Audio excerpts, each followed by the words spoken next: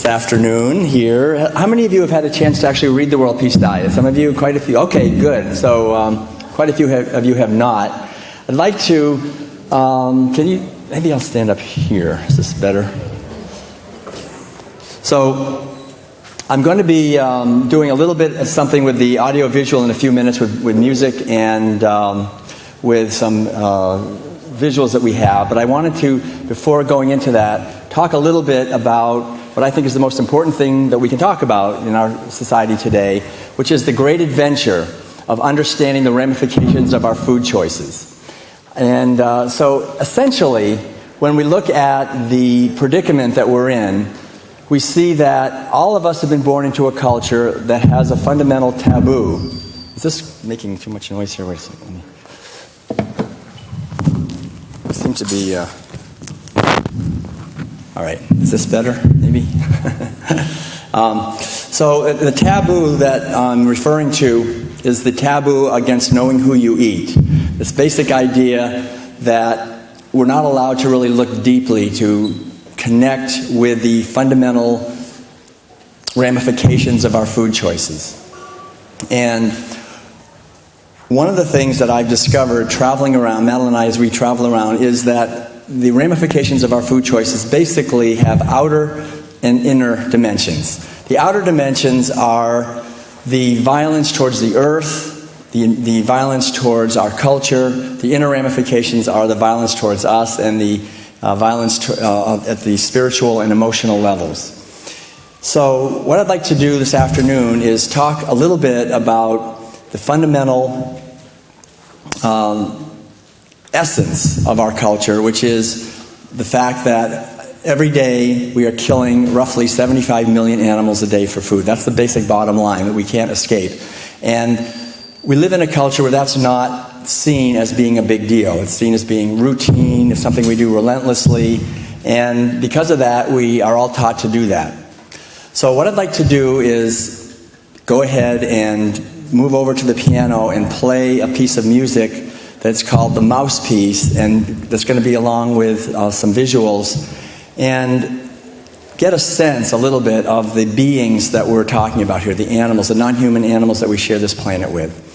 And this piece of music, the melody came before Madeline and I moved into our rolling home. We lived in Healdsburg, California, up north of here, in a house way out on a dirt road, and when we moved into the house, there were a lot of mice in the house, and they thought it was their house, and so I would sort of catch them sometimes and put them in a jar and take them across the little stream below our house and hope they wouldn't come running right back into the house again.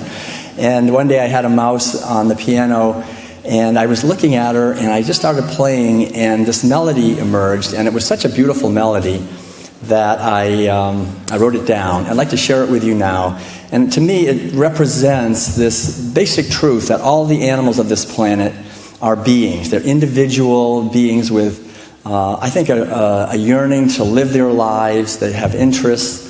I think we all know that in our bones. How many of you have, at some point in your life, had a companion animal of some kind? Yeah, I think most of you have.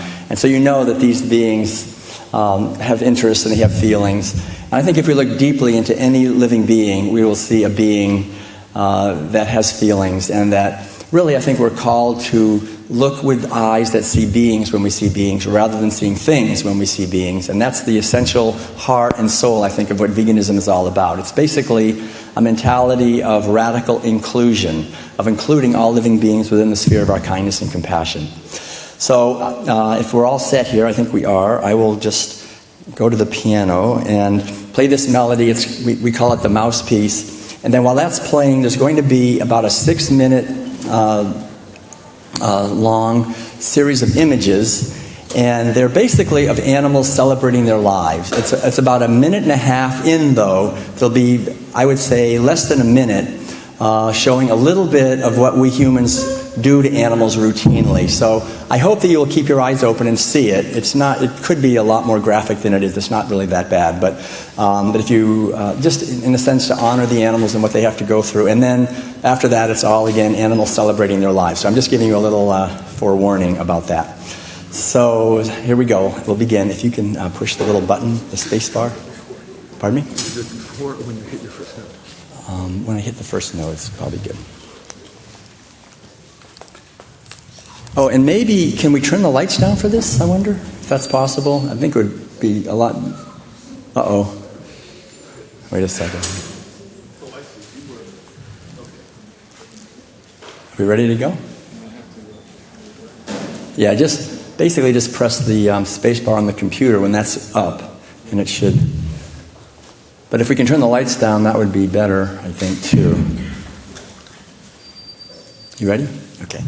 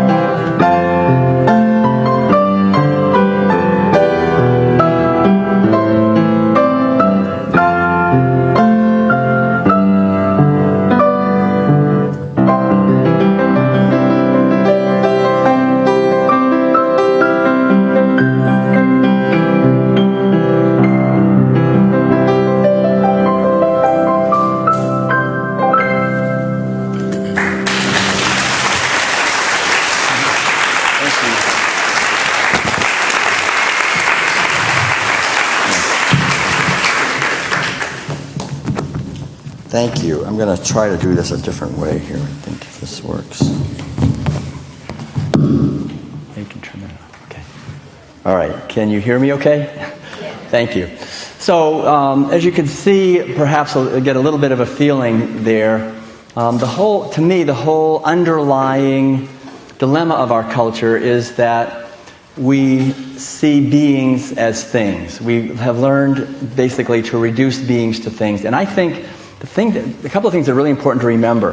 One is that when we leave here and we go out into the society and we see people eating meat, dairy products, and eggs and so forth, it's very important to remember that no one is doing that out of their own free choice, in the sense that all of us are doing it because we've been forced into it. We're simply following orders. I remember being raised raised in a typical family in New England back in the 1950s, and we ate the usual meals, lots of meat, dairy products, and eggs, and I never could question it. I just thought this is the only thing. I remember when I was about 7 years old, I said to my mother, "So Mom, the kind of food we're eating, is this what everybody eats?" And my mother said, "Yeah, everybody eats this." And she came back a few minutes later and she said, "Well, there are vegetarians." And she said it in this way that I knew they lived on another planet. She said, "I've never met one. You probably will never meet one either." They're just sort of hypothetical people. I don't know where they get their protein. They couldn't possibly exist, really. And my mother was absolutely right, in the sense that for me, that was it. I never heard the word again. That was completely gone. I remember going away when I was about 13 to a summer camp in Vermont that was affiliated with this beautiful organic dairy and nestled in the Green Mountains of Vermont, where nothing bad could ever happen to anybody, just really a very idyllic place. But I remember at a certain point, I was taught to catch a chicken. They said, "Catch a chicken," so I caught a chicken, and I had made my own axe. That was one of the things. And so you're supposed to use your axe to hold the chicken down, and then you cut her head off and put her through the scalding tank. And then we plucked the chickens, we ate the chickens. And I remember as a 13-year-old kid, really, I had no problem with that. It was like I had been indoctrinated in the most intense indoctrination a human being can go through. I knew beyond the shadow of a doubt that God made these animals for us to eat. They don't have a soul, they taste good, and if you don't eat them, you will definitely die within 24 hours of a protein deficiency. And that's basically how it is. It was just, this indoctrination is so intense, it's very difficult to me, it's a miracle, in a sense, that anyone goes vegan, actually. Because in the studies that I've done, I remember when I was in Switzerland at one point, seeing some ducks on a lake, and I realized it was a mother duck and some babies, and I realized what was going on was the mother duck was teaching the little babies what food is. And I realized that is the most powerful teaching in any species, that the parents give the offspring, is what is food, what you eat, what you don't eat. So when we learn from our parents what food is, it's such a deep learning, and so it's no wonder that there's sort of this natural something in us that resists changing that. It's almost pre-verbal. And so I think there's this great saying by Krishnamurti. He said at one point, it is not a good idea to be well-adjusted to a sick society. And that basic idea, it's not a good idea to be well-adjusted to a sick society. We all want to be well-adjusted, right? We want to fit in. We want to go along with what everybody's doing in our circle of friends, in our family. We don't want to be different. And yet I think at a certain point we begin to mature spiritually, emotionally, intellectually, psychologically, socially, in some certain way where we begin to realize that it's not a good idea to just go along with this program. But the basic idea I want to emphasize here at the beginning is that, first of all, number one, is that the whole vegan message is really an ancient message. It goes back, I think, thousands of years. It's not some new hippie idea. It really actually has some ancient roots. I'll go into that maybe a little bit more too.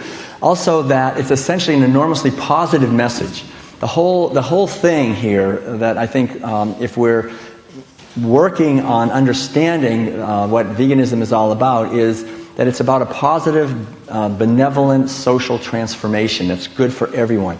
And then what goes along with that is basically that all of us at deep levels have been forced to endure a cultural indoctrination, a programming that has very powerful ramifications on many levels. That's really what, in many ways, the World Peace Diet, in my talk I want to emphasize today, are the ramifications of this, because the animals themselves that we're eating, for example, do not retaliate. We can do pretty much whatever we want to chickens, pigs, cows, and other animals that are confined and killed for food, and they don't retaliate directly at all. They just take it. They suffer enormously, but they don't retaliate. However, if we look carefully, we will see that inevitably our violence towards them always retaliates. It retaliates as physical diseases of very many different kinds, as psychological diseases of various kinds, as social and cultural diseases, as spiritual disease, as ethical disease. And these diseases actually cause us enormous suffering, but we don't make the connection. We don't see where it's coming from. And I think that's one of the things that now I'm hoping that in our movement we'll begin to articulate and talk about and think about and communicate some of these ideas, because I think when we begin to see how what we sow comes back to us, inevitably, relentlessly, absolutely, for sure, then we begin to see that all of us have been forced to endure programming like I did, and I participated in it. Honestly, I remember I was the older brother.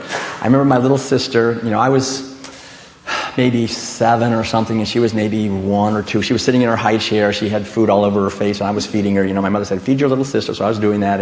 And my mother always said, "Now make sure she eats her protein," because she didn't want to eat her protein, right? That means the little pieces of meat. So I'd put it in her mouth, and she'd spit it out. And I wanted to do a good job, so I said, "Now you got to eat your protein." And I'd make it like an airplane, "Here comes your protein, here it comes." She spit it out every time. So pretty soon I was practically forcing it down her throat to make sure I didn't want her to die of a protein deficiency because of me.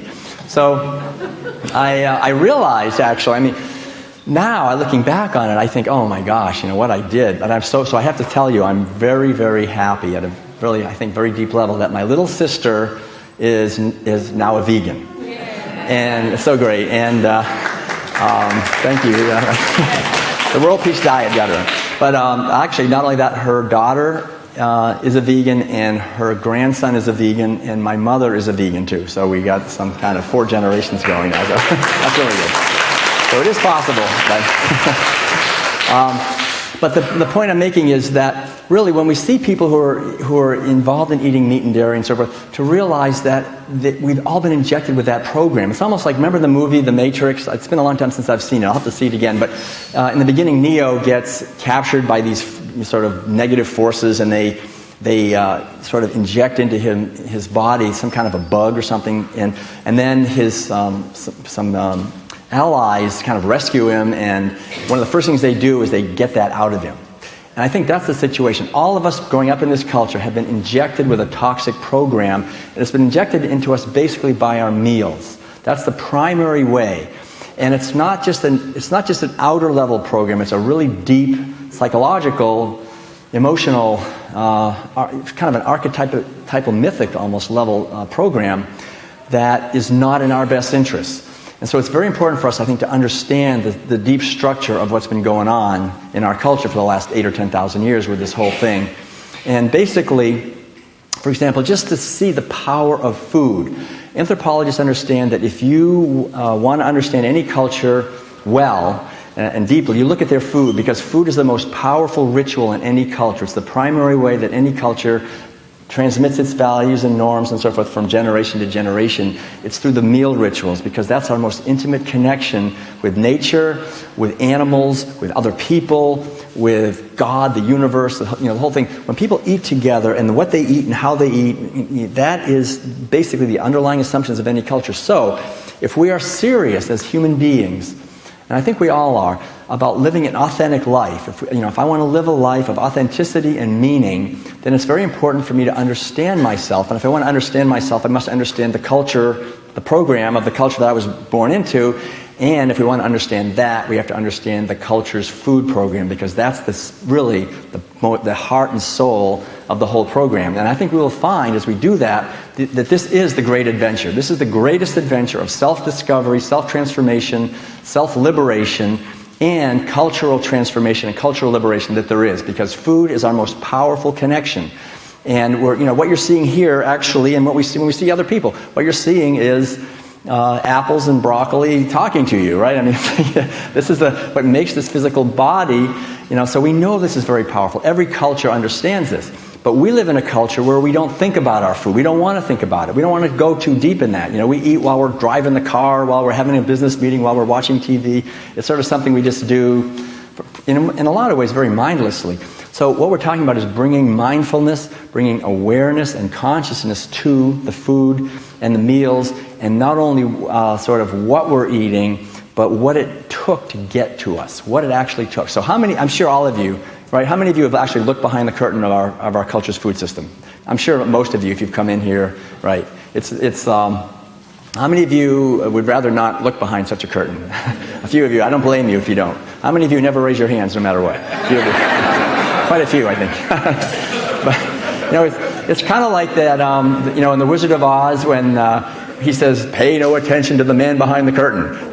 That's really the message we're getting. We're not supposed to look behind that curtain. But if you do, you see, like I said earlier, 75 million animals a day we're killing for food. That means we've had to create a massive industrialized killing machine that is really of epic proportions. It's huge, and it reaches its tentacles into every nook and cranny of our entire planet, all the way to the bottom of the oceans and the deepest trenches, all the way into the heart of the rainforest, into just everywhere. And it reaches its tentacles, unfortunately, into us, every cell of our body, and also consciousness as well. So what I'd like to do, in the short time really that we have here together, is just talk a little bit about the ramifications. I'll talk briefly about some of the outer ramifications, like I said, and then talk about the inner, because I think the inner ramifications are where it really gets amazingly interesting and empowering.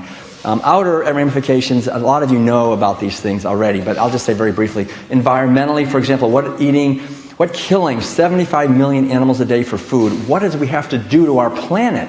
What do we have to do? I mean, we live in an RV now. We've been traveling around North America for 17 years. What we see, this entire continent basically has been enslaved to monocropping.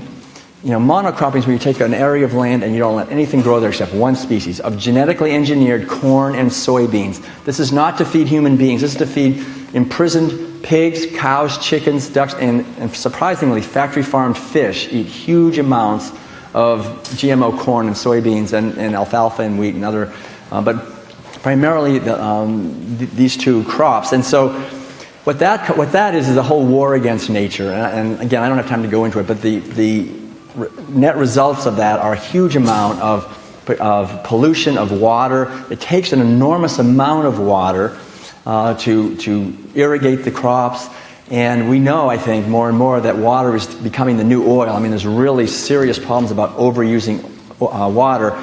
And basically, land, pollution, petroleum, all of these things are roughly 20 or 30 to 1. In other words, if someone's eating a standard American diet, and someone else is eating a vegan, plant-based diet, we're talking about 30 to 1 in terms of water. And these are very conservative estimates. So in other words, you could have 30 vegans or one person eating a standard American diet in terms of how much water they're using and polluting.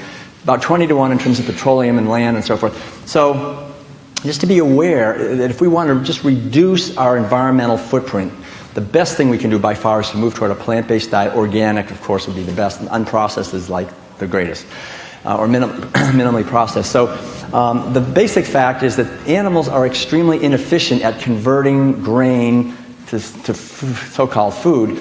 And so what they do is they convert the huge amounts of grain, which come at an enormous price in terms of environmental devastation, to acidifying animal protein, saturated fat, cholesterol, and huge amounts of sewage. And the sewage is pretty much unregulated. It's thousands of times more sewage than we humans create directly, and it's unregulated, and it's a lot more toxic. One large pig operation, for example, creates more actual pollution, water pollution, and sewage than the entire New York City, and it's unregulated. So we have incredibly serious problems with pollution and of putting out huge amounts of methane and nitrous oxide, which are far more potent than carbon dioxide and causing global warming. We're cutting down right now, for example, about an acre per second of Amazonian rainforest. That is enormously huge implications for that, because we're not just cutting down some trees in a tree farm. These are incredibly intricate ecosystems that took millions of years to evolve, that have huge numbers of species, and we're just burning and cutting them down to grow one thing, corn, basically soybeans, or to graze animals. If the driving force behind the whole thing is people wanting to eat meat, dairy products, and eggs, the same thing is true of oceans. Oceans are being just strip mined of sea life. And there are these new super trawlers. I don't know if you've heard about the super trawlers, but these ships are so big that their nets are so vast and so long, they bring up virtually everything, and they're very high tech. So the thing we have to understand about that is that the demand for fish is almost infinite, because we're not just feeding fish to human beings directly. That's part of it. But much more, scientists have discovered that fish meal is great to feed to animals, if you want to have them give more milk and fatten up. So, for example, in the United States, most people don't realize this, but cows are eating more fish than human beings are. Even though it's funny to think of a cow running across the field, jumping into a stream, trying to catch a fish. That would be absurd, right?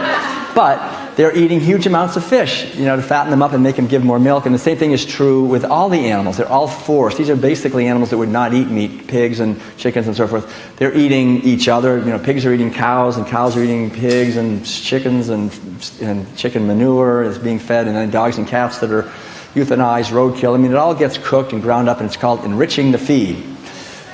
It's another one of the many euphemisms used in animal agriculture, but the environmental devastation of this is enormous. And I've seen, actually, fish, the thing is, now, because the oceans have been severely depleted, 2/3 of the fish we're eating in the United States are factory farmed.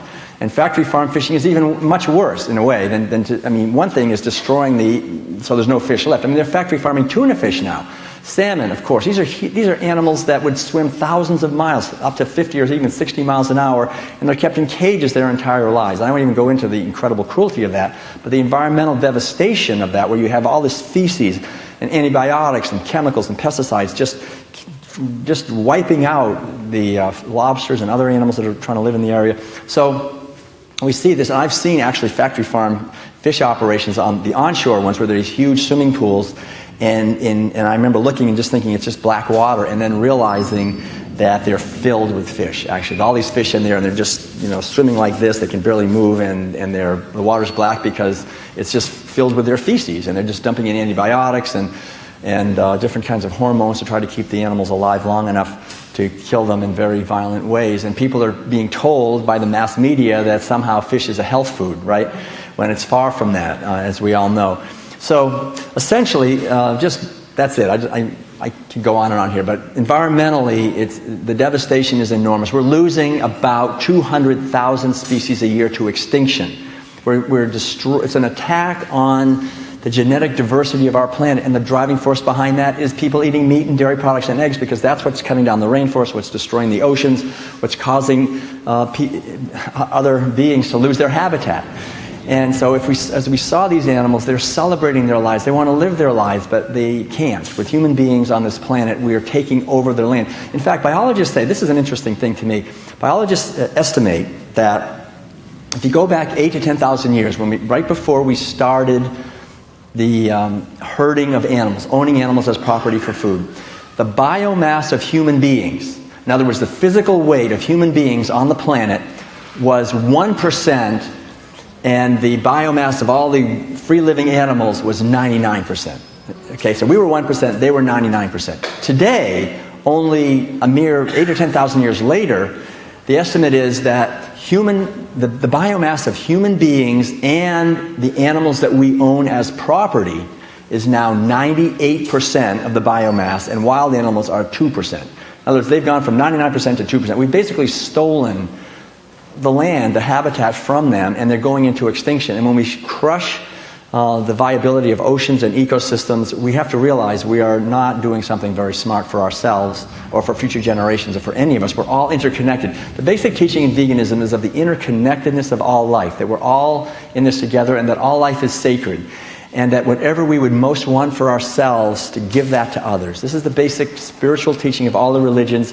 Whatever we most want for ourselves, to give that to others. And as we begin to live that way, as we begin to understand that, we can transform our planet. So one of the things I want to say right here is just to remind everyone that even though sometimes what I'm saying seems kind of grim, and I think on some level I'm just saying what's happening, but the basic message, I think, really in all of this is very positive and uplifting, in the sense that we can turn this thing around. We can transform the situation once we understand why it's happening, and we can bring our behavior into alignment with our values, so that we're actually living the kind of lives. That's what veganism is. It's just doing the best we can to live a life of kindness and compassion. So the outer ramifications to the earth, I've just talked about. I'll talk maybe briefly about the outer ramifications to our culture. Very briefly, we're growing enough food to feed between 12 and 15 billion people.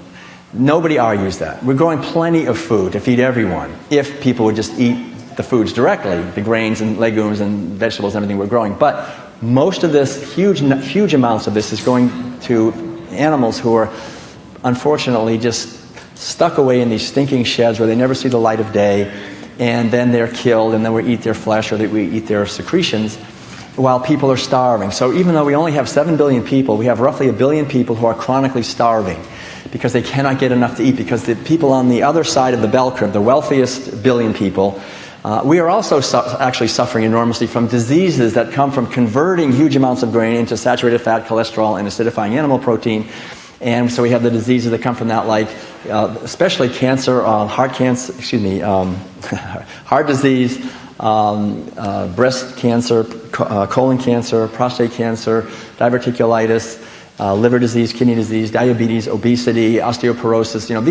These are the diseases, we all know what they are, that are basically epidemic in our culture and that are all definitively linked to eating diets that are rich in foods that come from animals. So we see that when people move to a plant-based diet, they just get so much healthier naturally. And what we also see is, though, that in the wealthier cultures, it's relatively easy for us with our high-powered economies to drive up the price of grain on the world markets to feed to our factory farm cows and pigs and chickens and fish to a point where people in the less developed economies absolutely cannot afford it. And so they're driven off their land and they're starving. They estimate it like one child every 2 seconds is starving to death, just dying. So that is the driving engine behind war, conflict, this kind of massive inequality where we have some people eating so high off the hog, literally, that they're just taking the most of the water, the petroleum, the land, the pollution, and eating incredibly wasteful diets while other people are starving. You are not going to have peace on this planet when this is going on. It's time for us to realize and to look with an eye of compassion toward other human beings. Also, to look at the people who have to do the work. Because to have this massive industrialized killing machine, killing 75 million animals every day for food, we have to have people do the work. And again, this is work that brings out the worst in people. So we find that people that work in slaughterhouses and factory farms have the highest rates of worker-related injuries. They have the highest rates of suicide and drug addiction and alcoholism and spousal abuse and child abuse. Because unfortunately, they're doing this work that they're just stabbing animals all day or electroshocking them or cutting them up, so they go back into their communities and do terrible things. And it's a disease that psychologists, it's kind of a new disease they've invented, the name for it. It's called perpetrator-induced traumatic stress disorder, because they're just doing this, and so that it creates these webs of violence that radiate out into the world. And when we begin to understand this, we begin to see that if we really are serious about wanting to have peace on this planet, we have to look at the ramifications of our food choices. Martin Luther King, I think in his great wisdom, said, "Violence anywhere hurts everyone everywhere because we're all interconnected." And what veganism is about, essentially, is the polar reverse truth of that, which is compassion and kindness anywhere blesses everyone everywhere because we're all interconnected.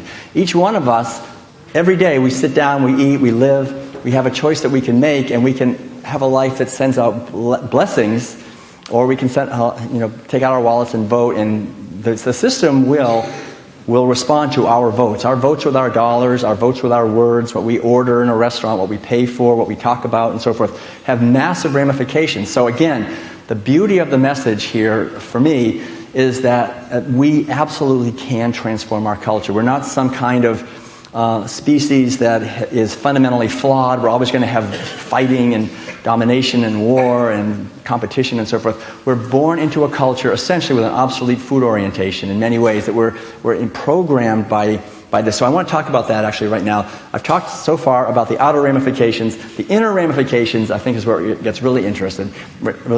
And the basic idea essentially is that in order to have a culture where we're killing 75 million animals every day for food, everyone born in that culture has to be injected with a certain mentality to allow that, not just to allow it to happen, but to actually do it. This is happening because we, the people, are voting for this. We're active. We're feeding it to ourselves. We're feeding it to our children. So let's look just briefly at the mentality that's required, and I think this is very important.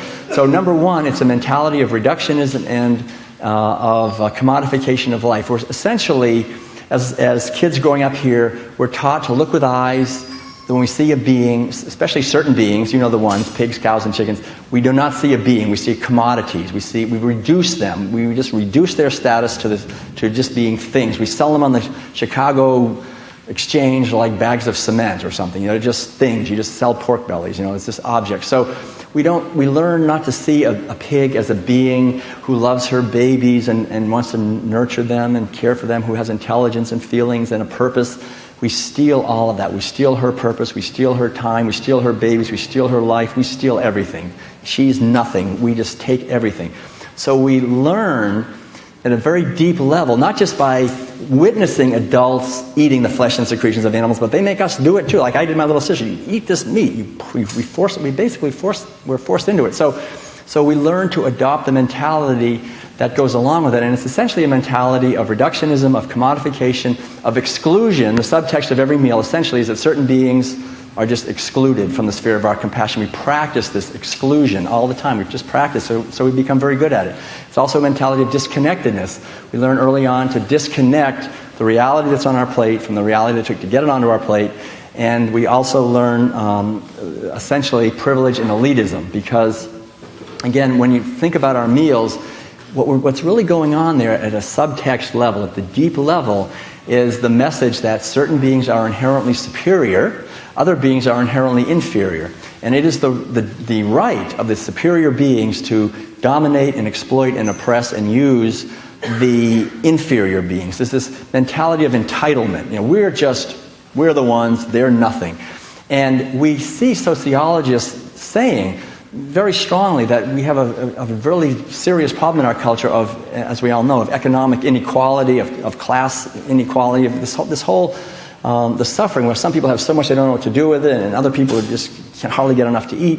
And yet every meal, essentially, when it's meals of meat, dairy products, and eggs, the essential teaching is that this is the way it is. This is what we do. This is how we do things.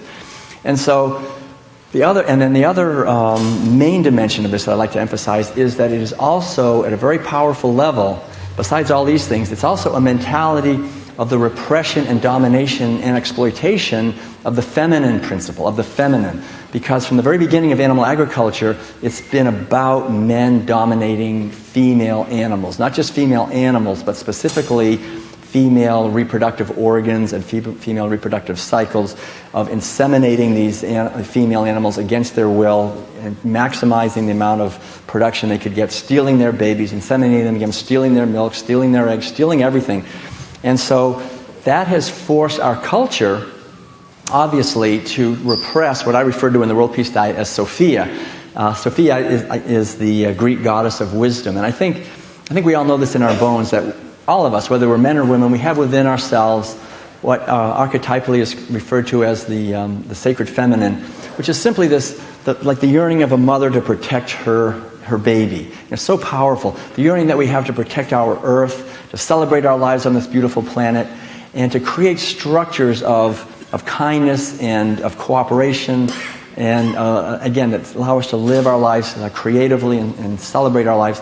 And yet when we're forced to eat meat and dairy products and eggs, the essential teaching is just violence towards that essential part of ourselves. Just repress that, push that down. And what we see when that happens, when you have a culture where everyone has had to go through these rituals and had the feminine dimension suppressed so strongly, then we create cultures where we can do what we're doing in the sense that we can be cutting down the rainforest at an acre per second, and we just let it happen. We don't care, really. And we can be having people starving to death, and we don't care. And we can be destroying the oceans, and we can even be allowing corporations to come invading into the inner landscape of our children's minds and feelings, targeting them as markets for their products, using violence and pornography and all kinds of things.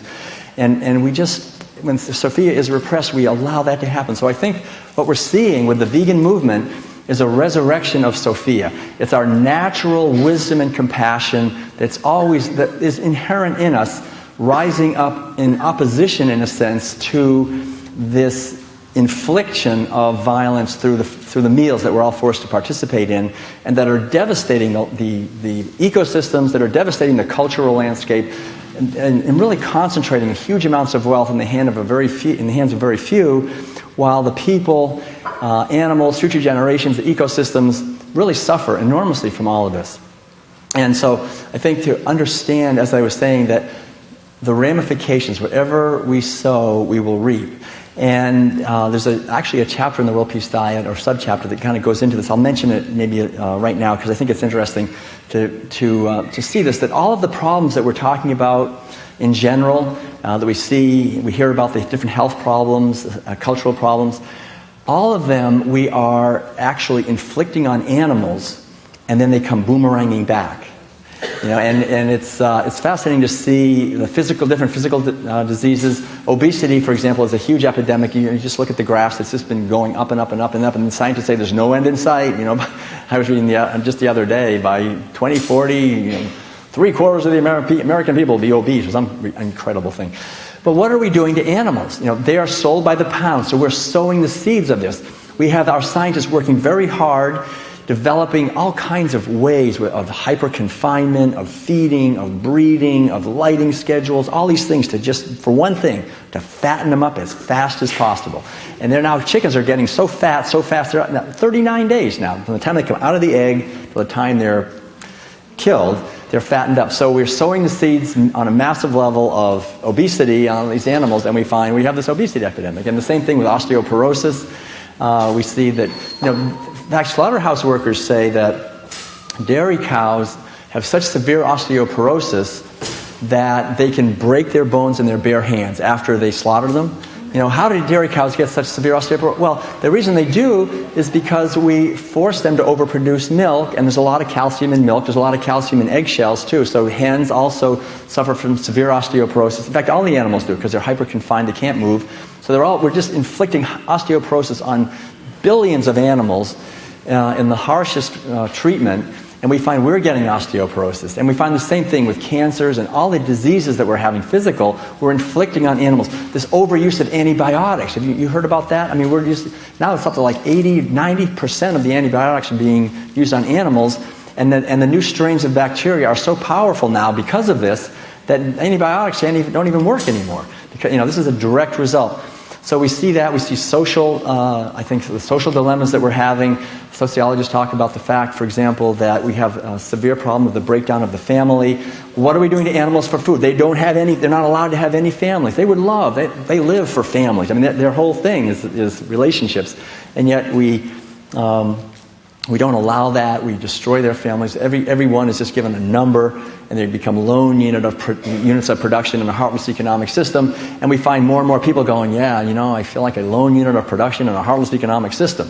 Well, of course, if we're going to inflict that on these animals, and I think we should really be aware of how these things work, and also to see the ways that some of the industries enrich themselves on this, because I think that's what we have to really awaken to no longer be so gullible, to no longer believe the official stories. For example, there's never been any studies that have proven that eating dairy products gives you strong bones. And yet if you ask the average person, why do you have to have dairy? What will they say? Calcium. For what? Strong bones.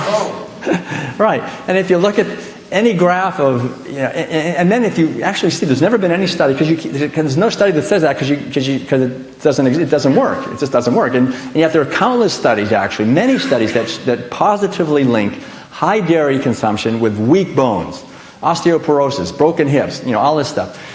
In fact, it's a direct correlation if you look at the countries with the highest dairy and the countries with the highest osteoporosis. So anyway, the same thing is true with animal protein. The same thing is true with so many things. To question the official stories of our culture, to really begin to do that. And so look at the pharmaceutical industries, for example. Pharmaceutical industries have gotten so wealthy and so powerful that they're beginning to take over. In fact, they've already taken over, I think, the FDA, large parts of the USDA, and other governmental agencies, because they're so wealthy. How do these pharmaceutical industries get so wealthy? They get wealthy by selling a lot of drugs.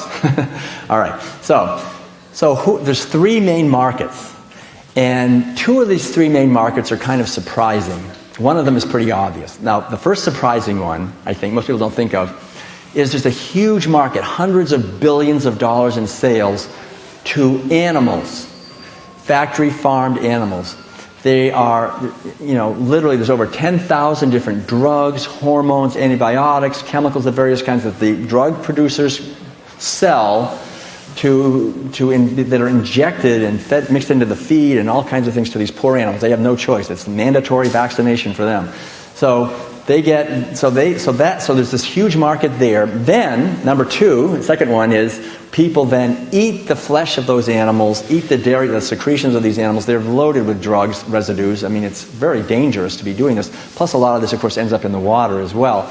But anyway, so people eat that stuff, and then they get the diseases that are rampant in our culture, right? So this is the second huge market for the pharmaceutical industry, where they get so wealthy and so powerful that they control the media, essentially, and the messages that we're getting, the official stories that we're getting. And so people need their medications for cancer, and they need their medications for heart disease and diabetes and diverticulitis and diabetes and osteoporosis and all that stuff. Okay, so that's an obvious one. That's a big market. The third one, again, is less obvious, but that's the market of the pharmaceutical industries for people that have psychological illness.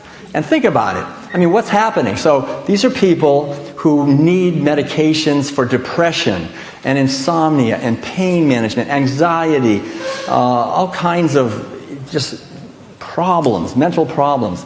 And what are they eating? They're eating the flesh and secretions of animals that are suffering terribly from depression and insomnia and anxiety and chronic pain and fear and anxiety. So as we sow, we reap. These poor animals in animal agriculture operations, I've visited these places. I mean, they are so harshly treated. Very often they're so confined they can't even move. And many times the pigs literally go crazy. They're just banging their heads against the bars. The poor chickens inside these cages are just pecking each other's eyes out. They're all mutilated in a variety of ways. And it's just all about maximizing profit. And it does work well to maximize profit for what I refer to as the military, industrial, meat, medical, pharmaceutical, media complex. Now, there's this vast complex. And if we are serious about not being slaves to this system, and to actually creating a world where we have a foundation in place for peace and justice and freedom and health and wellness, sustainability, equality, then the foundation of all of it essentially is the food.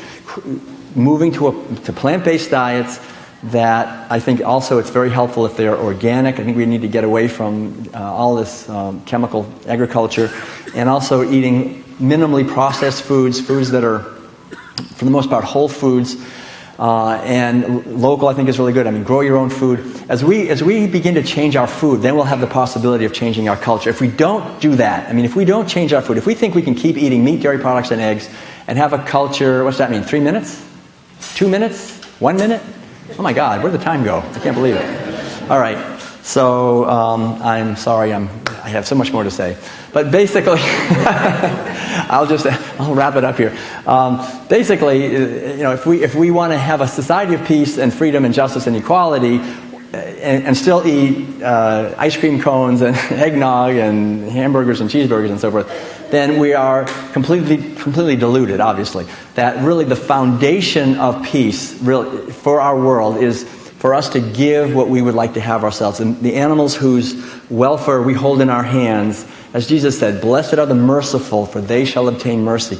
As we give to those who want to be free, let them be free. As we give to those who want to be able to love their children, let them love their children. We will find that happening to ourselves. So imagining our culture, I really encourage all of us to begin to imagine our culture as a plant-based culture, a vegan culture of compassion. When I lived in a Zen monastery in Korea, basically we were meditating from 3 o'clock in the morning till 9 o'clock at night every day, just essentially working to awaken from the delusion of the conditioning and the programming by quieting the mind and realizing that what we are essentially, all of us, is consciousness. We're awareness. And when we begin to see that, we begin to realize that we can be free of the cultural programming. And I realized that this monastery in Korea had been living this way for centuries. And I realized that veganism is not a newfangled thing. It's an ancient spiritual practice based on ahimsa, the wisdom of nonviolence, and that as we live our lives in nonviolence, it will come back. The benefits will come back, and we can create a new culture of peace and compassion. So I'm sorry the time went by so fast, everybody, but much love to you all. Thanks so much. Appreciate it. Thank you. Thank you very much. Thank you. Thank you. Thank you. Thank you. All right.